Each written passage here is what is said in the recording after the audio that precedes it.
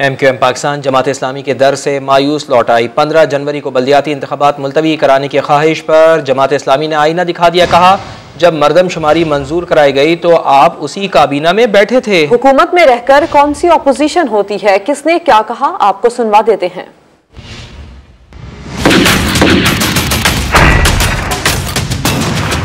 Already pre poll rigging मुकम्मल तौर पे हो चुकी, तो पहले ही कराची को आधे से कम गिना गया है। फिर उसके बाद जो वोटर लिस्ट बनी है वो भी बड़ी कंफ्यूजिंग है।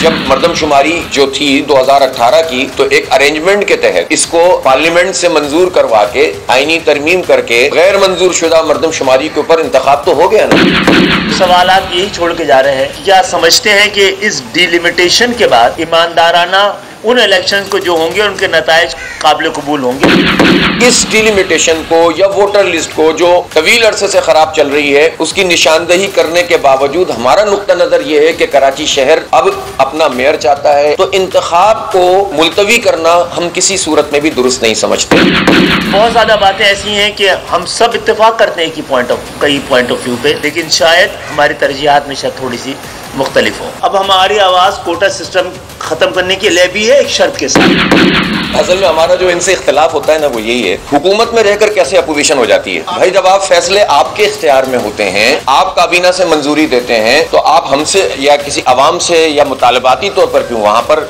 जहां मौजूद हैं वहां फैसला कीजिए। फैसला आपकी मर्जी का नहीं हो रहा तो साथ क्यों रहते हैं, अलग हो जाइए। तो हमारी राय बिल्कुल ये है। आपकी तशरीफ आवरी का बहुत बहुत शुक्रिया।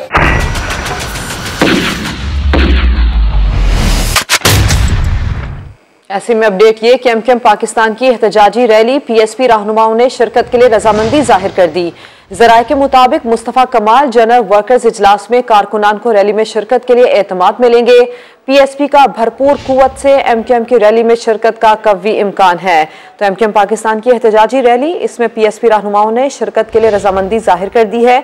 जरा ये बताते हैं कि मुस्तफ़ा कमाल जनरल वर्कर्स कन्वेंशन इजलास में कारकुनान को रैली में शिरकत के लिए एतमाद मिलेंगे। PSP का भरपूर कुव्वत से MQM की रैली में शिरकत का कवी इम्कान है।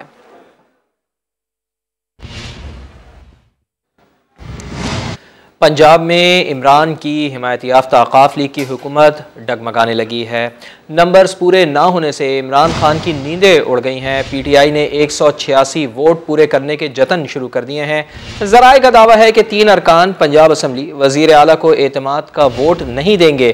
काफ लीग के बाज़ अरकान का भी गैर हाजिर रहने का इम्कान है। तो पंजाब में इमरान खान की हिमायत याफ्ता काफ लीग की हुकूमत डगमगाने लगी है।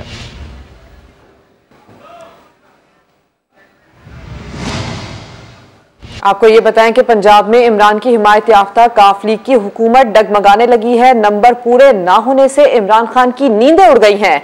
PTI ने 186 वोट पूरे करने के लिए जतन शुरू कर दिए हैं। जराये का यह भी दावा है कि 3 अरकान पंजाब असेंबली वजीर आला को एतमाद का वोट नहीं देंगे। काफ लीग के बाज़ अरकान का भी गैर हाजिर रहने का इम्कान है।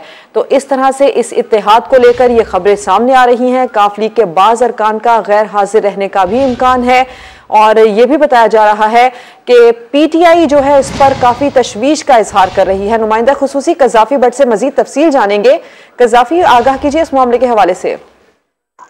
जी, इमरान खान को जो बताया गया है कि पार्टी के 3 और 1 खातून रुकने असेंबली जो है वो पार्टी पॉलिसी के खिलाफ जा सकते हैं और जो 9 तारीख को इजलास बुलवाया गया है उसके अंदर एतमाद का वोट जो है वो नहीं देंगे परवेज इलाही को, क्योंकि MWM के भी तहफ़्फ़ुज़ात दूर नहीं हो सके हैं और बावजूद इसके कि उनको यकीन दहानी करवाई गई थी, जबकि PTI के भी 3 अरकान है वो परवेज इलाही को वोट नहीं देंगे। इस पर इमरान खान ने हिदायत की है और पार्टी रहनुमाओं को टास्क दिया है कि वो इस मामले को देखें और तमाम अरकान को पूरा रखें।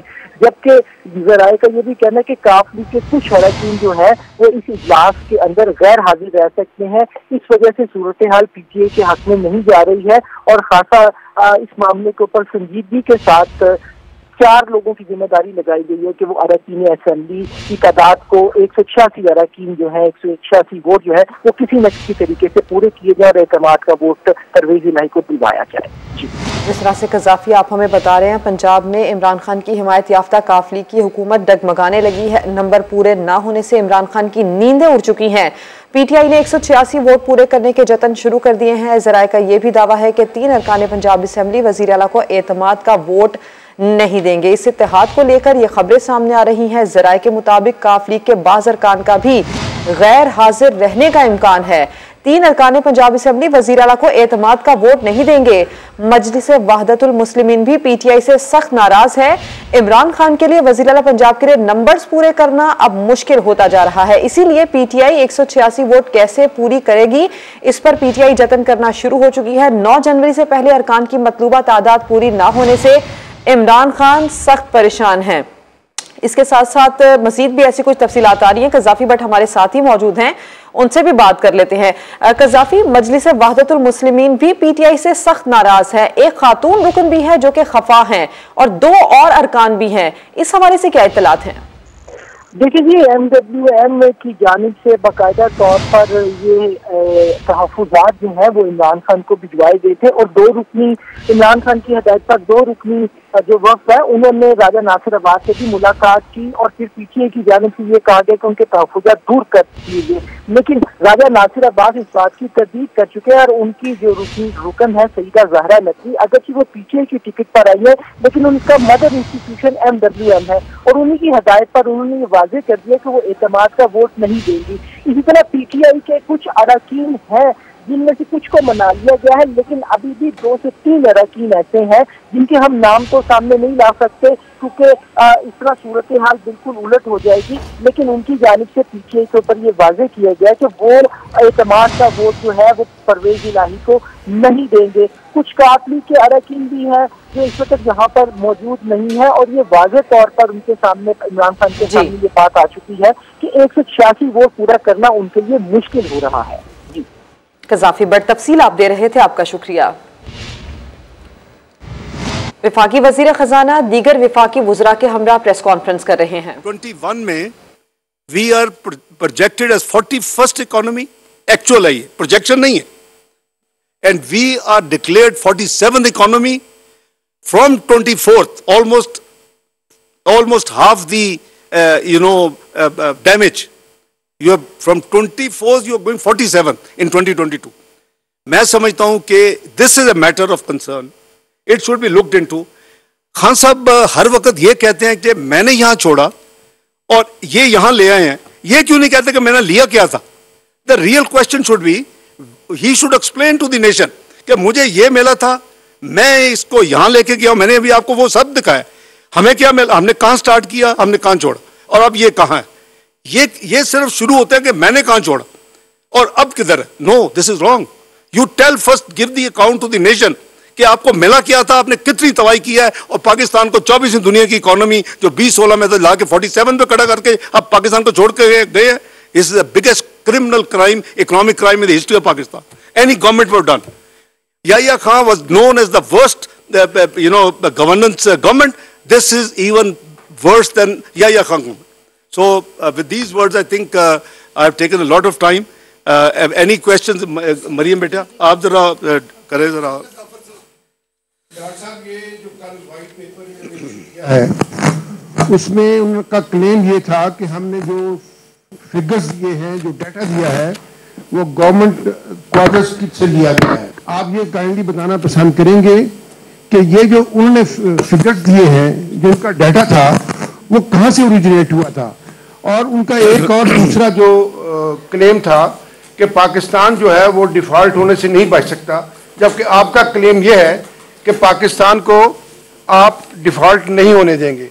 आपके पास वो कौन सा नुस्खा है, कीमिया है, जिसकी बदौलत, जिसकी बुनियाद पर आप ये दावा करते हैं कि आप पाकिस्तान को डिफॉल्ट नहीं होने देंगे? शुक्रिया जी। साले जाफर साहब, बात ये है कि एक तो ये है कि नंबर जो हैं वो मेरे नहीं हैं, उनको कहें कि सबूत दें कि आपने नंबर्स कहाँ से लिए। मुझे मेरे जितने नंबर्स हैं मैं आपको पेश कर देता हूँ। आप बाय द वे, जिन साथियों को हमने इसकी हार्ड कॉपीज तो नहीं बनाई इकोनॉमी ड्राइव में, हम इसकी आपको सॉफ्ट कॉपी थ्रू व्हाट्सएप, जिसको चाहिए वो DG मीडिया से रब्ता करें, उनको वो व्हाट्सएप पे ये सॉफ्ट कॉपी भेज देंगे जो आपने देखी, भेज दी है जी। तो आपका एक ग्रुप भी है, उस पर आपको शेयर कर लिए। जो आप ये नंबर्स साले Jafar Sahab, you will do a service to this country. जो उनके नंबर्स है, हमारे नंबर्स आप ऑडिट करें और गवर्नमेंट के खुद देखें। आप एक मुश्किल नहीं है, ये आपके पास बैठे हुए हैं, राना साहब हैं, कई साथी हैं यहाँ। आप एक दिन आधा दिन लगा के निकाल लें, कोई नंबर मैंने ऐसा नहीं लिया जो कंट्रोवर्सी का सबब बने, मैंने सारे नंबर ऑफिशियल लिए हैं। दूसरा जो आपने डेट डिफॉल्ट की बात की है, देखिए राणा साहब, अल्लाह के फल से it's a matter of economic management, और हमने अभी तक एक भी, लेट मी टेल यू, 2-3 हफ्ते पहले एक हफ्ता ऐसा था, Pakistan made probably the biggest global repayment external account में इन 1 वीक, आपको पता है 2.25 बिलियन। तो मेरा मतलब है पाकिस्तान है, इंशाल्लाह आगे फिर ठीक होगा, लेकिन अगर खुद ही आप अपने मुल्क को बदनाम करेंगे। अच्छा, इसका नुकसान हुआ है पाकिस्तान में, कॉमन बंदा जिसको नहीं पता इकोनॉमिक्स, आप तो सब माशाल्लाह समझते हैं, वो जेन्युइनली फील करने शुरू, पता नहीं क्या होने लगा है।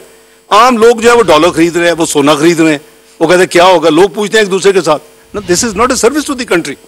इसका जो क्रॉस बॉर्डर इफेक्ट हुआ है कि जो ग्लोबल अदारे, उनको तो नहीं पता कि यहाँ क्या हो रहा है, they have started also raising queries. तो ये हमारा अपना कसूर है। और अगर ये मुल्क अल्लाह के फल से 414 मिलियन के साथ डिफॉल्ट नहीं किया था post detonation, the first sanctions on Pakistan in order to teach us a lesson, why did we go nuclear, तो अल्लाह के फल से अब तो बहुत कंफर्टेबल हैं हम, और हमारी प्रोजेक्शंस हैं। We will, as a said, we will deliver you inshallah 30th of June much better forex position which even you can think of. We are working on that. It will be a combination of things, and we are doing the day and night work on that inshallah. इसके ऊपर थोड़ी सी भी confusion है। National security committee में economy discuss हुई है और पहले दिन एजेंडा ही वही था, लेकिन जो वहां से हैंड आउट ऑफिशियल आया उसमें वो थोड़ा सा वो वेग है, वो लॉन्ग टर्म प्लान की तो बात कर रहा है, प्रोडक्टिविटी, एग्रीकल्चर, वो सारी बातें अपनी जगह पे। इमीडिएट जो एक सवाल आपने वहां पे रेज किया था कि जो अगर IMF में जाना है तो आपको क्या करना है, उसका क्या नेशनल सिक्योरिटी कमेटी ने फैसला किया, हमारे सामने रास्ता क्या। सेकंडली जो आप फरमा रहे हैं 30 जून 2023, because of the combination of various things, आप कह रहे हैं कि बहुत अनप्रेसिडेंटेड आपके रिजर्व्स होंगे। आपने भी अनप्रेसिडेंटेड उस सेंस में नहीं रहना sir, I mean as in comparison please let's be clear. आपने भी 2 दफा बात की, चाइना से आपकी मुसलसल बात हो रही है, सऊदी अरब से हो रही है। सऊदी अरब की जो स्टेटमेंट थी फाइनेंस मिनिस्टर की थोड़ी सी वेग थी, वो एक हिस्टोरिकल कॉन्टेक्स्ट में थी कि हमने पहले भी मदद की और आइंदा भी करेंगे। कोई अभी तक हमारे पास चीन और सऊदी अरेबिया से कंक्रीट कमिटमेंट्स हैं कि जब हम कहें, बिकॉज आपको भी पता है कि 2 दिन बाद फिर एक पेमेंट आ रही है, फिर अगले महीने आ रही है, तो do you have concrete commitment जहां पे हम कहें नो वी आर कंफर्टेबल?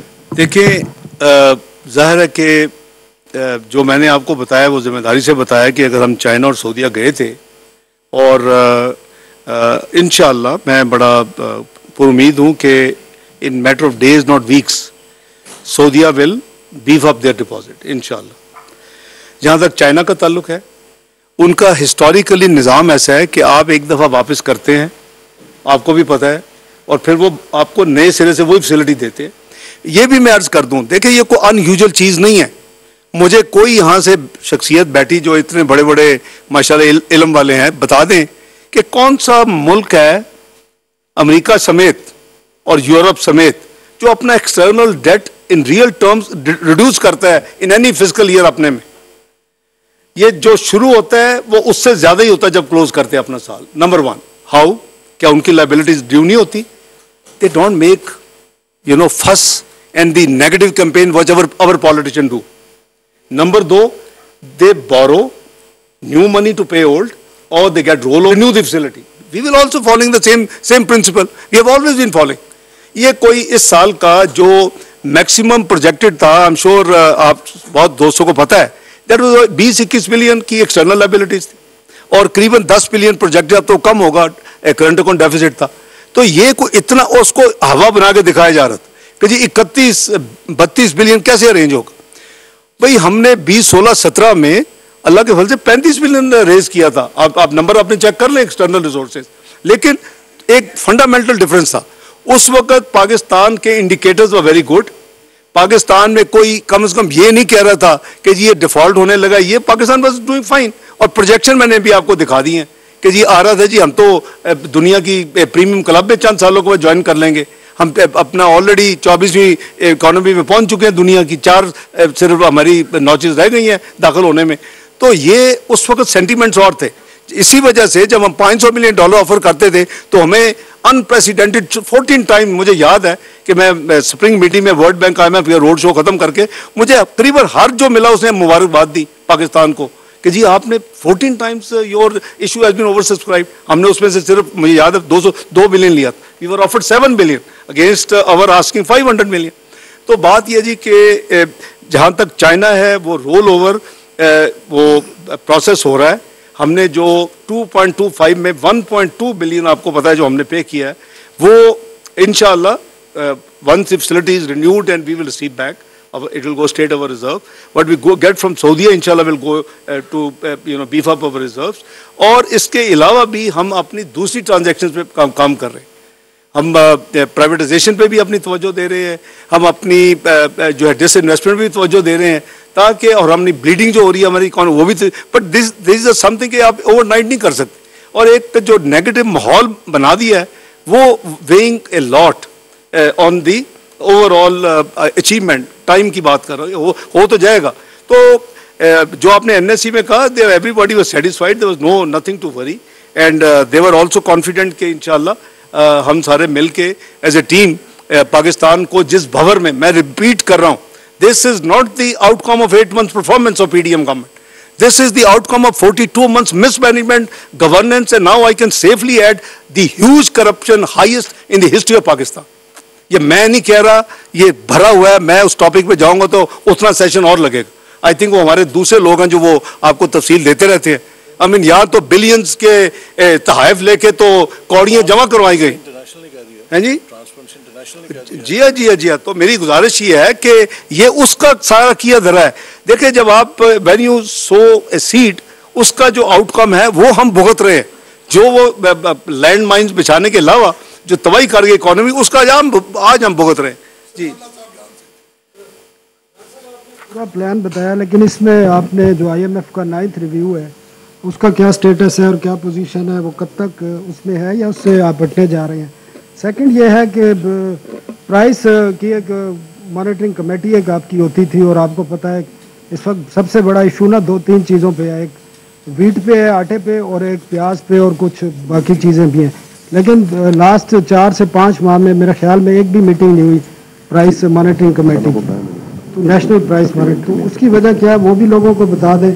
और आपने प्राइवेटाइजेशन प्रोग्राम की बात की, सर कब तक ये 400-450 पब्लिक एंटिटी अपनी पॉकेट में लेकर आप फिरेंगे? और इनका ट्रिलियंस ऑफ रुपीज़ आप हर साल देते हैं, कब इनसे जान छुड़ाने जा रहे हैं जी? एक एग्जेक्टिव अलाउंस का बता दें। आपके मिफ्ता साहब ने एक तफरीक सी पैदा कर दी थी, आज भी लोग हड़ताल करके खड़े हैं बाहर, उनका मसला अभी तक हल नहीं हुआ। मैं अर्ज करता हूँ जी, आपने 3 in 1 सवाल कर लिए, तीनों को जवाब देता जी। एक तो यह है कि जी नेशनल जो प्राइसिंग मॉनिटरिंग कमेटी है वो इंशाल्लाह रेगुलरली मीटिंग मेरे भाई हसन इकबाल साहब वो करते भी हैं, लेकिन करेंगे भी। प्लानिंग में होती है वो फाइनेंस से निकल चुकी है पिछले टेन्योर में या इसी में, मुझे पता नहीं है, लेकिन इट्स नॉट जी अच्छा वो इधर है प्लानिंग में, तो ये करेंगे इंशाल्लाह।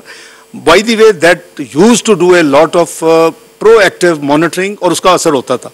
मुझे याद है कि पिंडी और इस्लामाबाद की कीमत में फर्क होता था, हम ऐसी की जान निकाल देते। And we used to have monthly meeting. मेरी रिक्वेस्ट है जी, तुम बहुत माशाल्लाह कर रहे हैं और करेंगे। इसमें देखें जो सर बहुत बड़ा इशू है ना, वो ये है कि इस वक्त हमें पाकिस्तान में प्राइसिंग में 52% of Pakistan which is under Punjab, वहाँ पे there is no monitoring and control over prices. हमने पंजाब हुकूमत को वर्कआउट करके दिया कि होलसेल प्राइस और रिटेल प्राइस में 40-40, 50-50% फ़र्क है, इसको आप कम कराएं, लेकिन देयर इज़ नो इन्फोर्समेंट। हमारे हाथ इसलिए बंधे हुए हैं कि पंजाब के अंदर इस वक्त कोई इफेक्टिव प्राइस मॉनिटरिंग नहीं है, और ये जितनी इस वक्त खाद की शिकायत आ रही है, लोगों को खाद नहीं मिल रही, आटे की दस्तयाबी की शिकायत हैं, ये डिस्ट्रीब्यूशन और इन्फोर्समेंट के इशूज़ हैं। तो दूसरा जो आपने प्राइवेटाइजेशन का फरमाया जी, वो उस पर आता हूँ फिर मैं, उस पर भी मैंने लिखा हूँ मैंने, जो प्राइवेटाइजेशन आप कह रहे हैं उस पर हम अपने जो लो हैंगिंग फ्रूट्स है, फॉर एग्जांपल हमारे LNG प्लांट्स हैं और हमारे कुछ स्टेट ओन्ड एंटरप्राइज को शेयर्स वगैरह हैं, तो इसके लिए हमारी बातचीत चल रही है गवर्नमेंट टू गवर्नमेंट्स। इंशाल्लाह उससे जल्दी आएगा, इंशाल्लाह उससे जल्दी आएगा। IMF का जो 9th रिव्यू तो frankly things were in order, और ऑब्वियसली यू कांट डिक्टेट। मेरी तो ख्वाहिश थी कि अक्टूबर में ही आ जाते वो लोग, और जब हम गए थे हमने कहा था एंड ऑफ अक्टूबर, उनके अपने थे अपने प्लान, और फिर वो नवंबर की बात हुई, फिर उन्होंने आगे दिसंबर आ गया। तो 9th रिव्यू में तो कोई मसला नहीं है, लेकिन हिस्टोरिकली आप सबको पता है जब भी क्वार्टरली रिव्यू होता था, bye the way this government is committed, otherwise इतना बड़ा पॉलिटिकल लॉस ना करते, IMF की कंडीशंस पूरी करते करते अपना जो इन्होंने किया PDM गवर्नमेंट ने। तो we are committed, we are the only government in the history of Pakistan, dictator भी बड़े बड़े आए, वो भी अपना प्रोग्राम नहीं पूरा कर सके। The only programme completed is Mian Nawaz Sharif prime ministership 2013-16, और आपको याद है that's the only one and only. I would do my best inshallah with my team that we complete the second program also. तो इस क्योंकि ये क्रेडिबिलिटी हिस्ट्री आपकी बनती है और लोग फिर आपसे आपकी क्रेडिबिलिटी में बिलीव करते हैं। तो इसलिए 9th रिव्यू के साथ नॉर्मली जो आते थे क्वार्टरली रिव्यू, तो उस करंट क्वार्टर को भी देखते थे, जनरली 4 से 6 हफ्ते में आ जाते थे। फिर करंट क्वार्टर भी जब वो पिछला हो गया फाइनलाइज, वो देख लिया।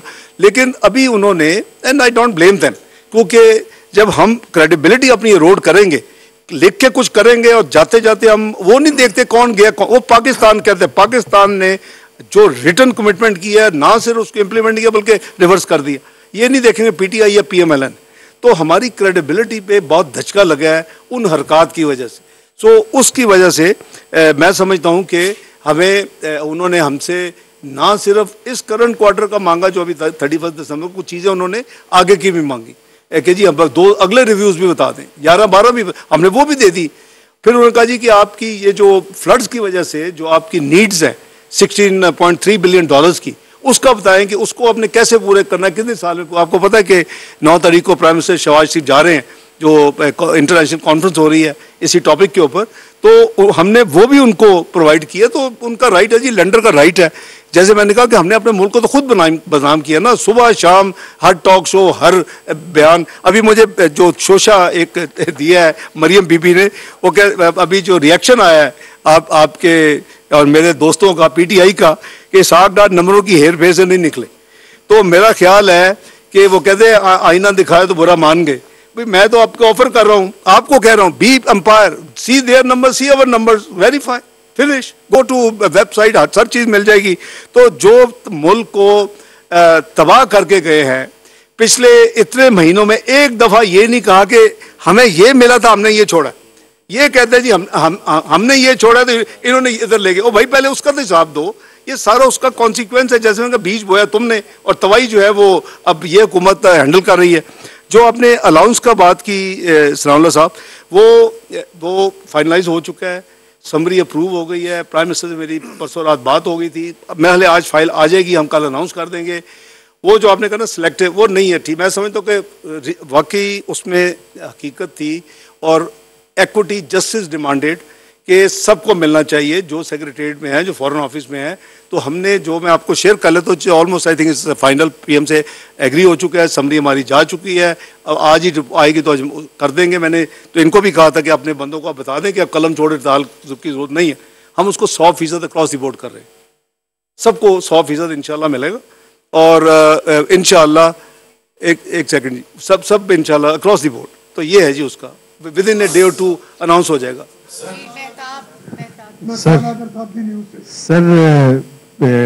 आपसे सर सवाल ये है कि आपकी बातों से मुकम्मल इत्तेफाक है, लेकिन इशू ये है सर कि पाकिस्तान इस टाइम डॉलर लिक्विडिटी क्रंच का शिकार है। यानी आपके जो इनफ्लोज हैं वो सेकंड हाफ में आप ज़्यादा एक्सपेक्ट कर रहे हैं। एक तो सर ये बताएं कि वो किस हद तक जो है वो आपने अभी बताया, लेकिन कोई चूँकि आपने शाहजेब खानज़ादा साहब के प्रोग्राम में एक टाइम फ्रेम दिया था सर, वो टाइम फ्रेम ख़त्म हो चुका है सर। तो अब कोई आप बताएंगे सर कि कब तक, खासकर सऊदी अरब के और चाइना से, सऊदी अरब का खासकर कब तक आ जाएंगे? और दूसरा सर ये बताएं कि क्या IMF के साथ ये 9th और 10th रिव्यू को कंबाइन किया जा सकता है, चूँकि वो भी ड्यू हो चुका है। मेहताब साहब, एक तो जो बिल्कुल आप ये सही है जी, तो किसी से ढकी छुपी नहीं है। हम बड़े ट्रांसपेरेंट तरीके के साथ, हमारी गवर्नमेंट जो है इंश्योर करती है कि नंबर्स को पब्लिक किया जाए, जो फॉरेन एक्सचेंज रिजर्व्स के नंबर्स हैं। और ये बिल्कुल आप सही कह रहे हैं कि हम सेकंड हाफ में इनफ्लोज बहुत इम्प्रूव्ड, हमारा प्रोजेक्शन भी है, प्लान भी है, उस पर हम काम भी कर रहे हैं। जो आपका स्पेसिफिक सवाल था, मैं बिल्कुल मैं तवक्को कर रहा था कि हमें 15 दिन के अंदर जैसे मैं प्रोग्राम हुआ था, which mean some time in दिसंबर, वो पैसे मेरा ख्याल था कि आ जाने चाहिए, लेकिन उसमें कुछ ताख़ीर हुई है। लेकिन उसकी कोई ख़ास वजह नहीं। और भी ऑब्वियसली हम किसी को ये टाइम लाइन के साथ तो बाउंड नहीं कर सकते। मैं समझता हूँ कि उसी के नतीजे में उनके फाइनेंस। वज़ीर ख़जाना इसहाक डार ने प्रेस कॉन्फ्रेंस में कहा है कि इमरान खान ने मुल्क को बदनाम किया कि मुल्क डिफॉल्ट हो रहा है, PTI डिफॉल्ट की गर्दान बंद करे। वज़ीर आज़म मियां शहबाज शरीफ का कहना है कि पिछली हुकूमत की बदतरीन नाअहली के बाइस सस्ती तरीन गैस ना खरीदी जा सकी। बलूचिस्तान के ज़िला सोबतपुर में खिताब करते हुए वज़ीर आज़म ने कहा कि इंतहाई मखदूश हालात में हुकूमत संभाली, सैलाब ने चैलेंजेस पैदा किए, सैलाब मुतासरीन का सोच कर नींद उड़ गई है। अरबों डॉलर खर्च करके गंदम मंगवा रहे हैं, तेल पर 27 अरब डॉलर खर्च हुए। दोस्त ममालिक को जनेवा कॉन्फ्रेंस में शिरकत की दावत दी है। जिन हालात में हुकूमत संभाली थी तो इंतहाई मखदूश हालात थे। IMF से हमारा मुआहदा टूट चुका था। बदतरीन नाअहली की बिना पर गैस, हम सस्ती तरीन गैस हम ना खरीद सके। महंगाई अरूज पर है, इसमें कोई शक नहीं। सैलाब आया तो उसने और भी बड़ा चैलेंज पैदा कर दिया। सैलाब ज़दगान की जो भी हम हकीर खिदमत कर सकते थे, अभी भी हज़ारों लाखों लोग जो हैं वो इमदाद के मुंतज़र हैं और नीले आसमान की तरफ उनकी निगाहें लगी हैं। घरों की कॉम्पनसेशन देनी, और जब बात मुझे ज़हन में आती है तो रात को नींद नहीं आती। आप फिक्र ना करें, तब तक चैन से नहीं बैठेंगे जब तक ये हम फ़र्ज मुकम्मल नहीं कर लेते। अभी कई 100 अरब और चाहिए। पाकिस्तान को पाँव पे खड़ा करने के लिए खुद हमें पहले हिम्मत करनी होगी। और पार्टी की सरबराही छिन जाने का खौफ, चेयरमैन तहरीक इंसाफ इमरान खान ने इलेक्शन कमीशन के खिलाफ लाहौर हाई कोर्ट से रुजू कर लिया। दरखास्त में यह मौक़िफ़ अपनाया कि इलेक्शन कमीशन अपने इख्तियारात से तजावुज़ करके पार्टी ओहदे से हटाने की कार्रवाई कर रहा है। चेयरमैन PTI ने इलेक्शन कमीशन में अपने मुकम्मल असासे जाहिर कर रखे हैं। अदालत इलेक्शन कमीशन को कार्रवाई से रोकने का हुक्म दे।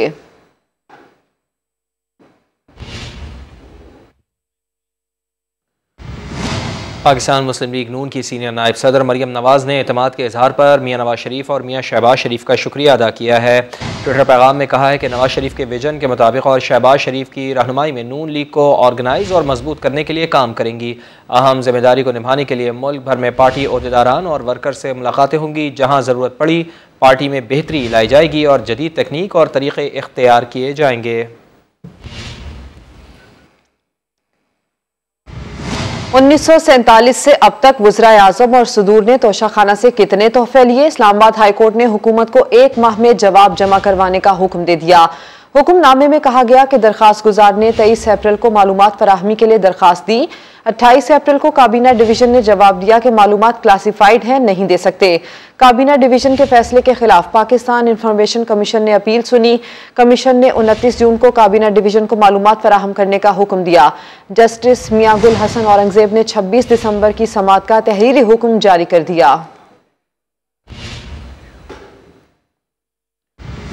पुलिस की इब्तदाई तफ्तीश में साबित हुआ है कि इमरान खान पर हमला करने वालों की तादाद 3 थी। PTI रहनुमा फवाद चौधरी का दावा प्रेस कॉन्फ्रेंस करते हुए कहा कि इमरान खान को कुल 8 जख्म आए हैं, 3 गोलियों से और 5 शार्पनर से जख्म लगे। जिक है और जो साइट सीन्स हैं और जो पुलिस रिपोर्ट और जो इब्तदाई पुलिस इन्वेस्टिगेशन है उसमें ये बात साबित हो गई है कि 1 नहीं 2 नहीं बल्कि 3 हमलावर इमरान खान के ऊपर असैसिनेशन अटेम्प्ट में शामिल है। इमरान खान के जो गार्ड्स हैं उनकी तरफ से कोई गोली जो है वो नहीं चली गई। एक भी गोली जो है वो गार्ड्स की फायर नहीं हुई। और जो मौके के ऊपर वेपन्स का जो कैट्रिजेस मिले हैं वो 3 डिफरेंट वेपन्स के हैं। इसलिए इमरान खान साहब को बेसिकली 8 वाउंड्स आए, जख्म आए। उनमें से जो 3 जो हैं वो बुलेट वाउंड्स हैं और बाकी जो हैं वो शार्पनर्स हैं।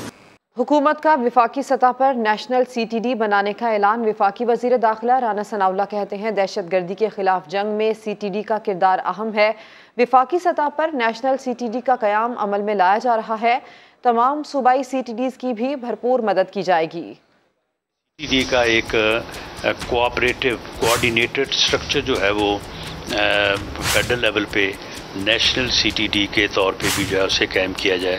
मज़ीद ये फ़ैसला हुआ है कि तमाम सूबों की जो CTDs हैं जिसमें बलूचिस्तान और KP के ख़ास तौर पे उनको स्पेशली फेडरेशन की तरफ से जो है उनकी मदद भी की जाए और उनको ट्रेनिंग के मौके भी दिए जाएं।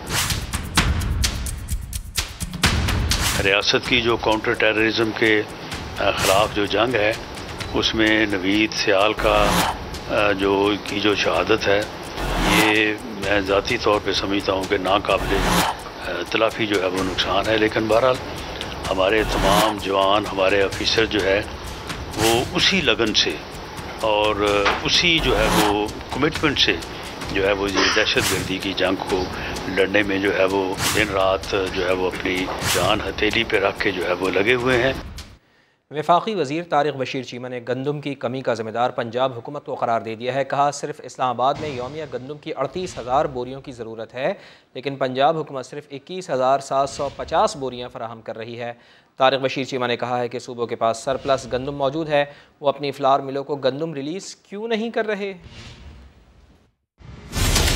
अट्टा जो है और गंदम, इसका वफाकी हुकूमत से कोई लेना देना नहीं। ये सूबाई महकमों का, सूबाई हुकूमतों का काम है। सूबाई हुकूमतें प्रोक्योरमेंट करती हैं। एक सूबा बता दो जिसके पास सरप्लस गंदम नहीं पड़ी हुई, आप रिलीज ना करें अपनी मिलों को, और मिलें जो है वो 5-5 हज़ार की गंदम मार्केट से खरीद कर जब अट्टा बनाएंगे तो फिर आप ये कहोगे कि जी अट्टा सस्ता क्यों नहीं मिल रहा। आदमी मजदूरी करे सारा दिन और वापस जाए और उसको 3,000-3,500 रुपए का आटे का थैला लेना पड़े, वो कहां से लेगा यार। नामुमकिन बात है। हम अपने आप को धोखा दें, अपने आप को ये करें कि जी हम सब अच्छा है, ये कोई ऐसी बात नहीं है। पहली बात तो ये है कि गंदम की शॉर्टेज नहीं है अल्हम्दुलिल्लाह। हमारे पास स्ट्रेटेजिक रिजर्व्स भी हैं और जो हमारी जरूरत है अगले 2 माह की, जिसमें फ्रेश गंदम आ जाएगी मार्केट में, हमारे पास वी हैव सफिशिएंट स्टॉक। बड़ा आसान होता है कहना कि जी महंगाई बढ़ गई। महंगाई क्यों बढ़ गई जी? वफाकी, भाई वफाकी हुकूमत मुझे बताएं ये कौन सा ऐसा आइटम है जो वफाकी हुकूमत कंट्रोल करती है 18वीं तरमीम के बाद? जो इस्लामाबाद की कंजम्पशन है। 38,000 बैग्स हमें चाहिए होते हैं रोज के 20 kg के। पंजाब गवर्नमेंट दे रही है 21,750। 15,000 शॉर्टफॉल एडमिनिस्ट्रेशन ने भी पूरी करनी है, फ्लोर मिलों ने भी पूरा करना है। ये ओपन मार्केट से लेते हैं। जब ओपन मार्केट से लेते हैं तो आपको अंदाजा नहीं है कि आज की गंदम की कीमत कितनी है।